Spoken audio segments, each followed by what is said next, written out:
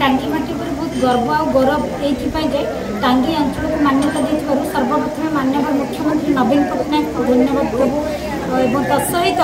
विके Pandian sir को बहुत बहुत धन्यवाद जे आमको आम टांगीर बहुत दिन स्वप्न को साकार कर सब माँ मैंने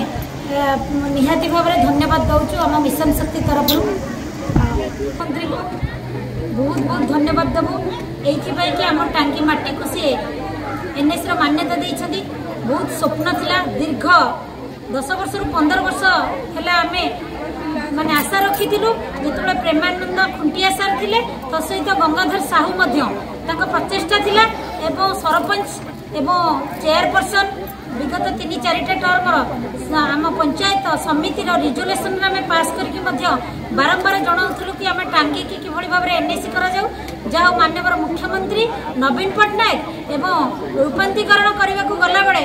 5T सचिव आमर जेहेतु थिले पांडियन सर से समय आम मानकर गोटे आशा और भरोसा थिला पांडियन सर निश्चित भाव में आम मान को टांगी माटी को एनएसी करेंगे। बहुत बहुत पांडियन सर को आमर धन्यवाद ये टांगी माटी को आज धन्य कर देइछथि एनएसी करिकी तेणु जय पांडियन सर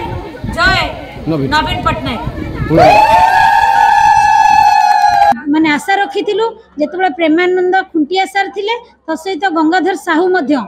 प्रचेषा थिला एवं सरपंच एवं चेयरपर्सन विगत 3-4 टर्म आम पंचायत समिति रिजोल्यूशन आम पास करके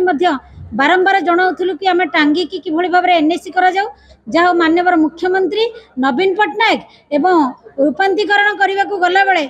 5T सचिव आमर जेहेतु थिले पांडियन सर से समय आम मानकर गोटे आशा और भरोसा थिला पांडियन सर निश्चित भाव में आम मान को टांगी माटी को एनएसी करेंगे। बहुत बहुत पांडियन सर को आमर धन्यवाद ये टांगी माटी को आज